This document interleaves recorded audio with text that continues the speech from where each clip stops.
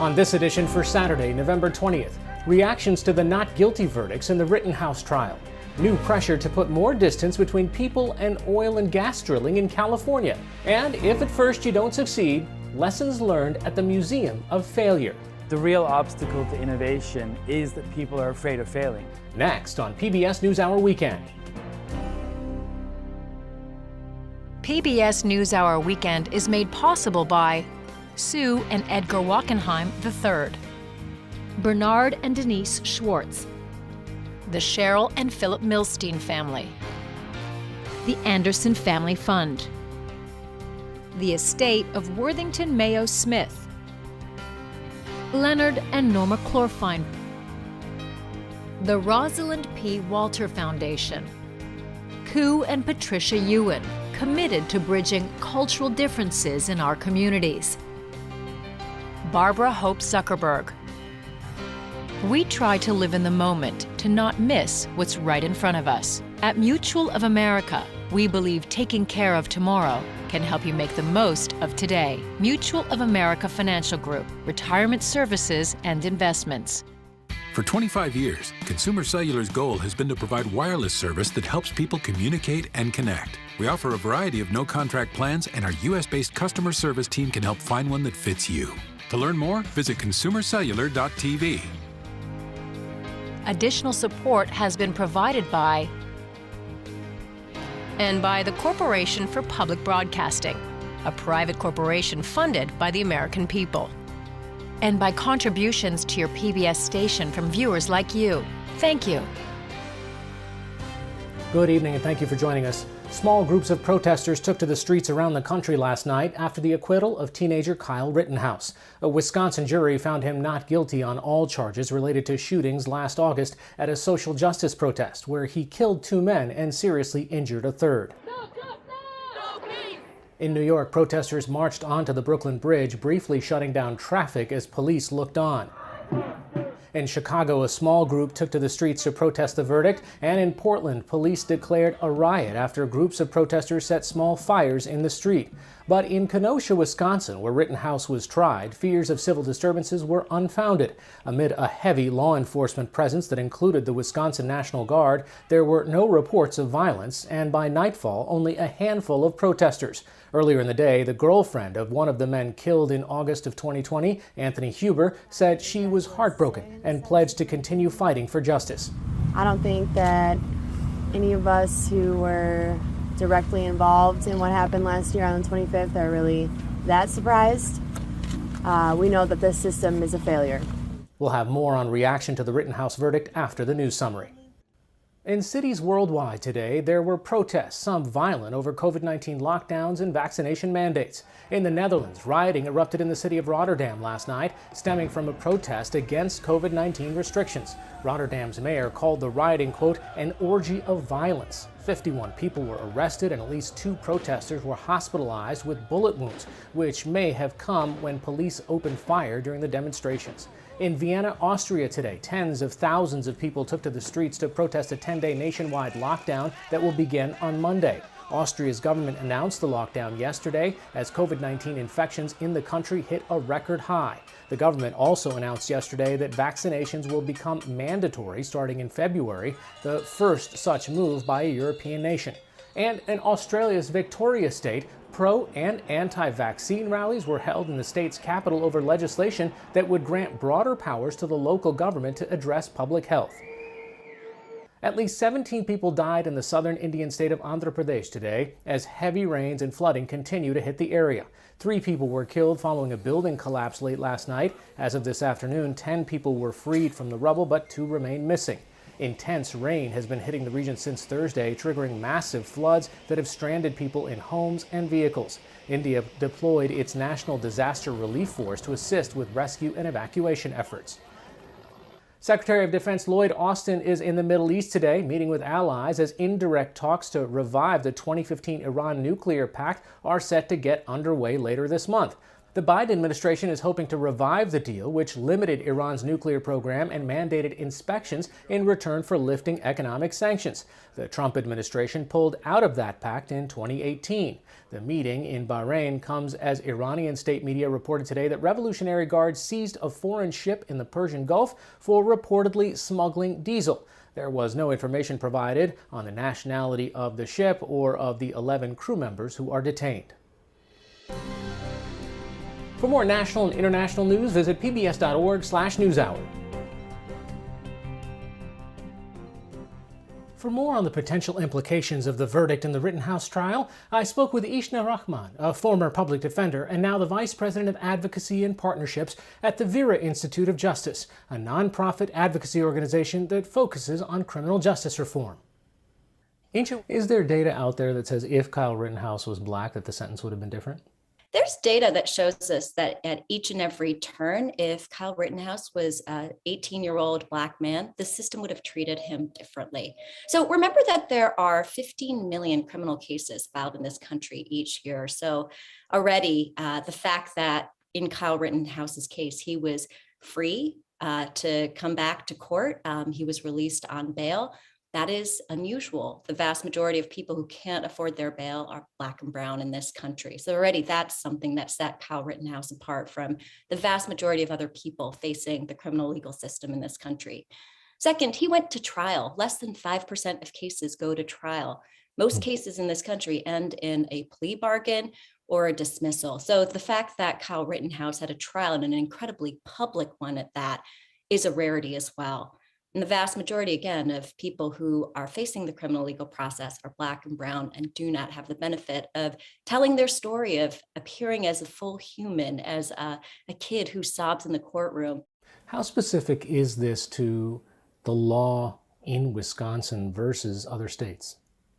So as a matter of specifics and the law, Kyle Rittenhouse's case was a difficult one for the jury because the law of self-defense in Wisconsin basically says it's an open carry state, so you are legally allowed to have a gun in the way that Kyle Rittenhouse did, even though he was underage at the time, and the way that the self-defense law is written, which is basically if you feel reasonably threatened for your safety or fear of your life, that you can act, in the ways that Kyle Rittenhouse did. So it's a hard case legally. And if I were looking at it sort of from a very narrow public defender lawyer lens, I would say, I understand why the jury grappled for 3 days. And maybe I understand why they came back with the verdict that they did. But if I am thinking about this case from a structural perspective about the specter of race and white nationalism and racism that is permeating this case from start to finish, that's where I'm really troubled by the outcome. Because as we talked about, if Kyle Rittenhouse was a young black man, you can be sure that the verdict yesterday would have been different. It would have been guilty. And in fact, you can be sure that Kyle Rittenhouse, if he was a young black man, probably wouldn't have made it out of Kenosha alive on August 25th, 2020, if he was brandishing a gun and had shot and killed 2 people and seriously maimed another. Do you think there's the possibility here that it empowers other folks to say, you know what, this kind of gives me permission, a license to go looking for whoever I feel threatened by? It most certainly does. You can be sure that some of the country yesterday celebrated and said, well, this actually shows us that we as white people are justified in our fear, frankly, of Black power, of protest in support of Black lives. There's absolutely a larger message that yesterday's acquittal sends, and you have to believe that despite the specific legal, questions in this case, that the jury knew that this would send a message to this country, and yet they still came back with an acquittal. Ishna Rahman from the Vera Institute, thanks so much for joining us. Thank you. Great to be on here.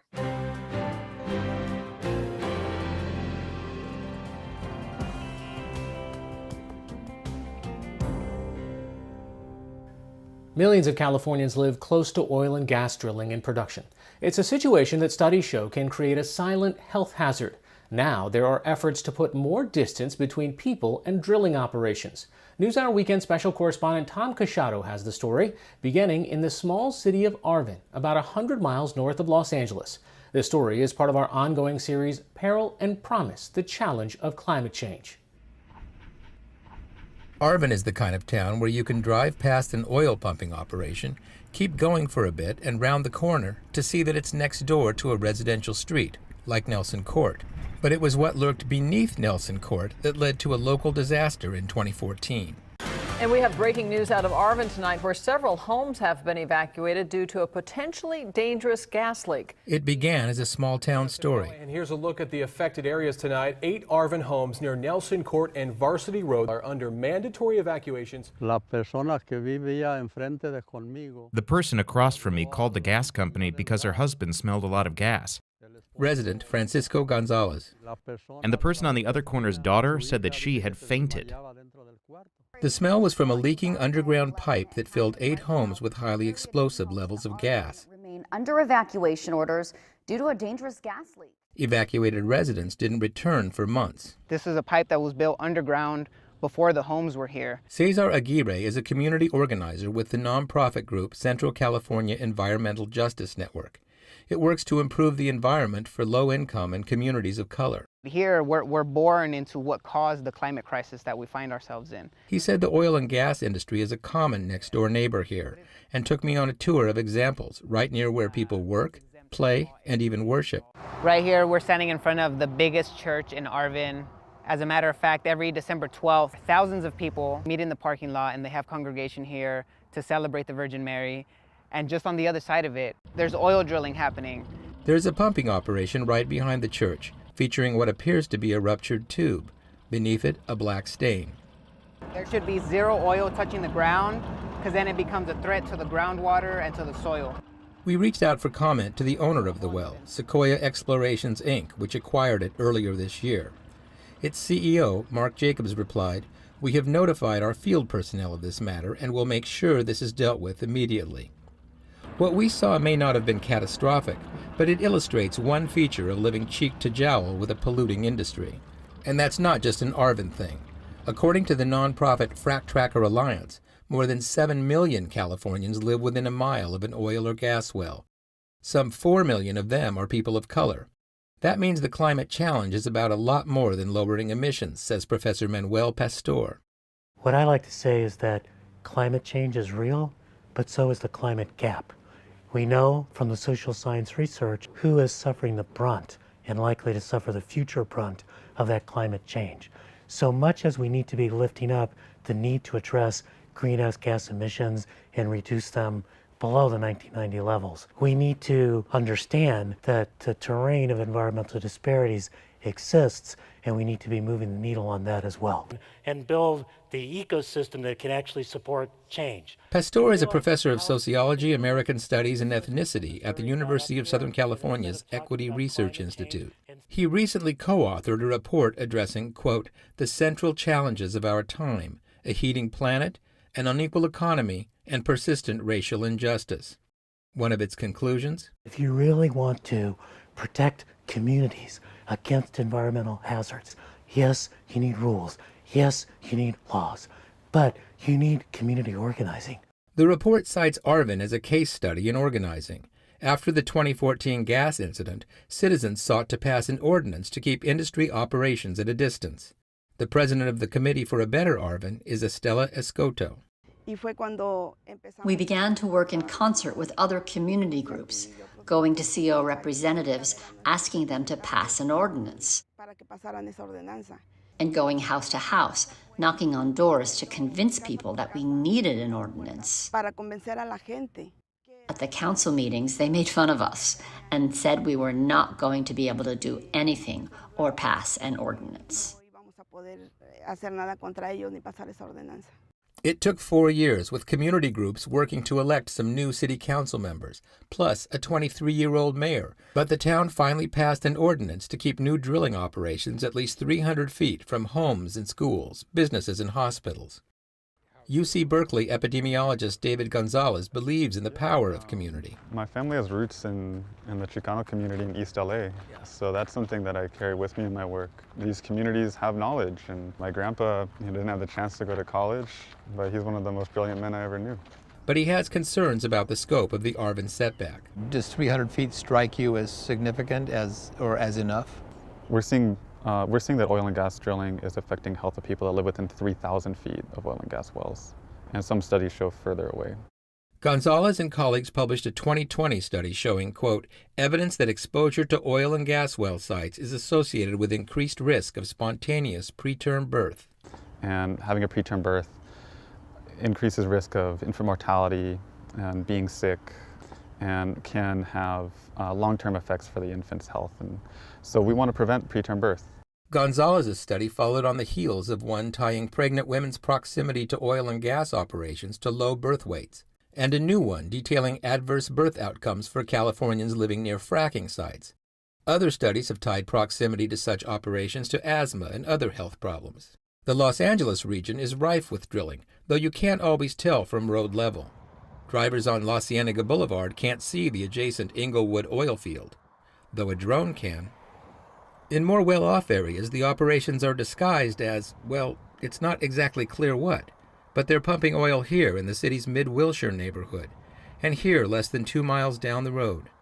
In other parts of town, the less affluent areas, like here in Wilmington in the southeast, the industry is a more obvious neighbor, sometimes impossible to miss.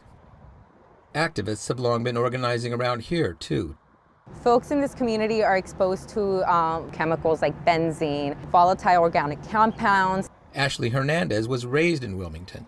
Now she's a youth organizer with the nonprofit Communities for a Better Environment. That creates a lot of asthma-causing issues, and so it's really a huge part of the community's DNA to deal with folks that have respiratory issues, to have children that have inhalers, and so it's definitely a part of growing up here.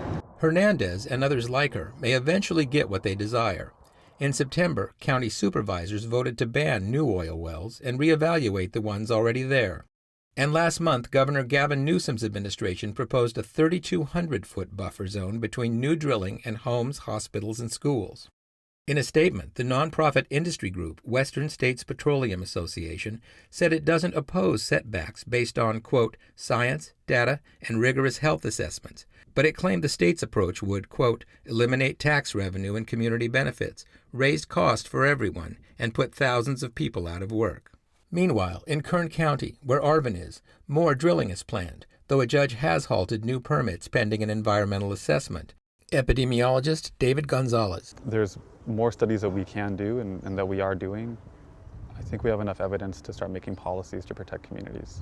And Manuel Pastor says that with one success to their name, organizers aren't finished fighting to keep the industry at bay. You know, the setback ordinance in Arvin is an important first step to protecting communities, but I think it needs to be seen in a broader context.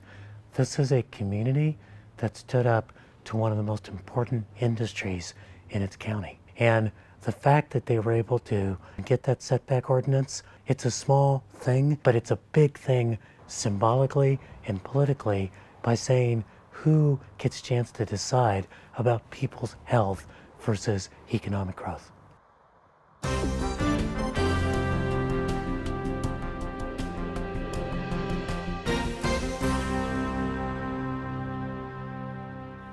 Before the greatest inventions and breakthroughs take place, there are uncounted unsuccessful ideas. Thomas Edison made thousands of attempts before he invented the light bulb.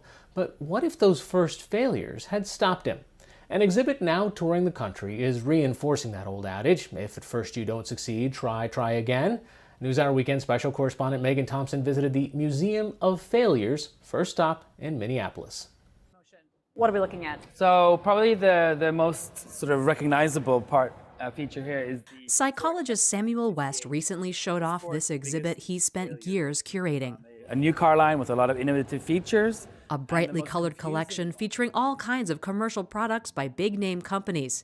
At first glance, it might look like a celebration of corporate success. Not quite. It was Ford's biggest failure. And so, designed for elegance. It was available in so many different price ranges. People didn't understand, is this a luxury car or is it a affordable car? What is it? This was a massive failure for Ford. In today's value, it's in the billions. This is the Museum of Failure, a collection of more than 150 products that bombed. But this isn't about laughing at corporate flops.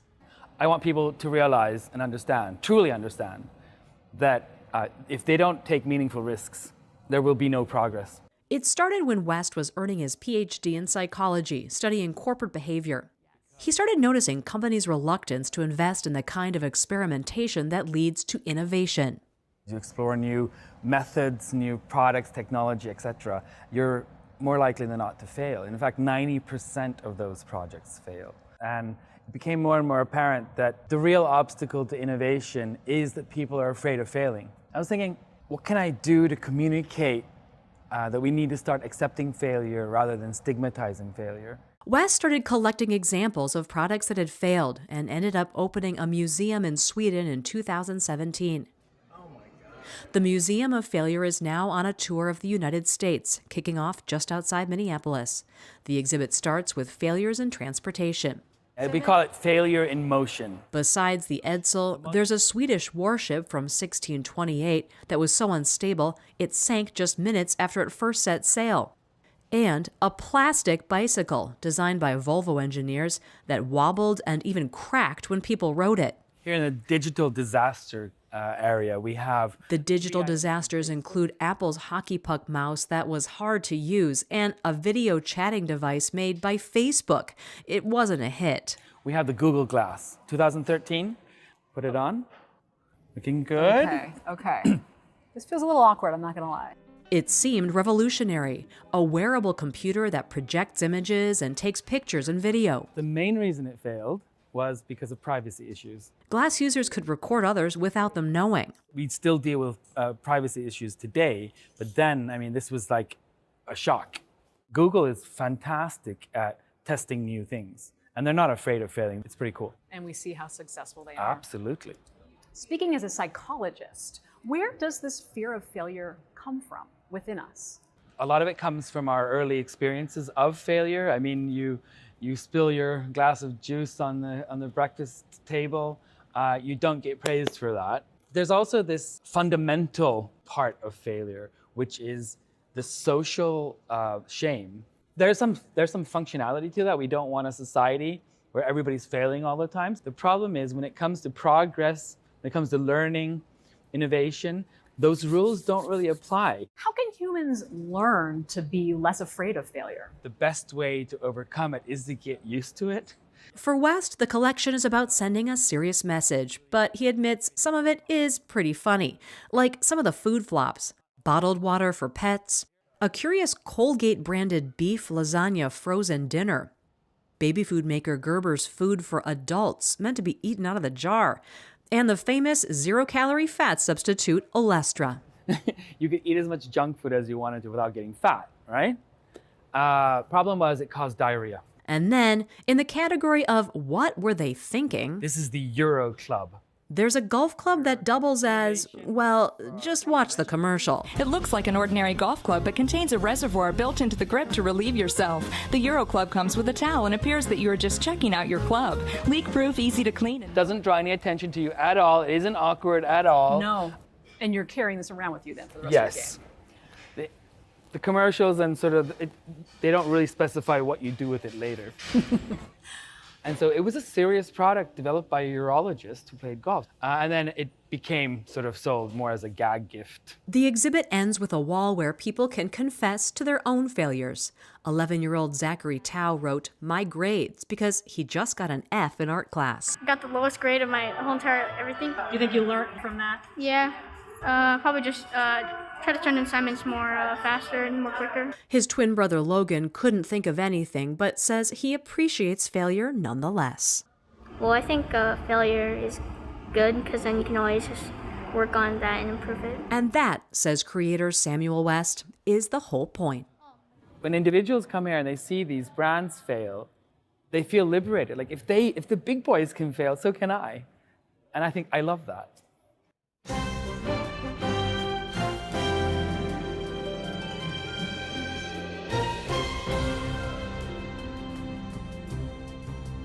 Finally tonight, there were scenes of panic at Atlanta's Hartsfield-Jackson Airport this afternoon after what airport officials are calling an accidental discharge of a gun.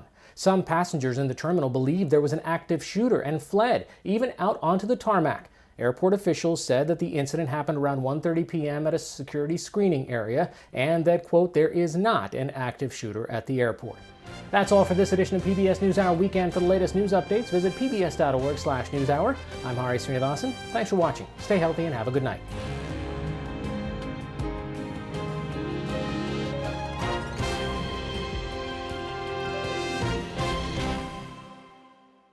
PBS NewsHour Weekend is made possible by Sue and Edgar Wackenheim III, Bernard and Denise Schwartz, the Cheryl and Philip Milstein family, the Anderson Family Fund, the estate of Worthington Mayo Smith, Leonard and Norma Chlorfine, the Rosalind P. Walter Foundation, Koo and Patricia Ewan, committed to bridging cultural differences in our communities, Barbara Hope Zuckerberg.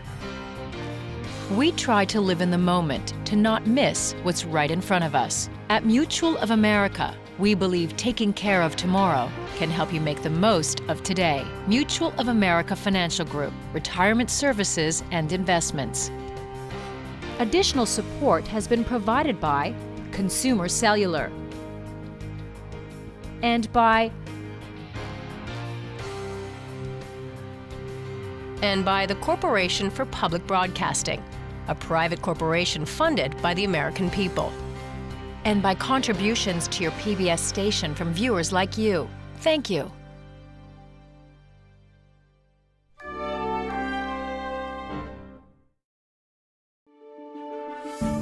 You're watching PBS.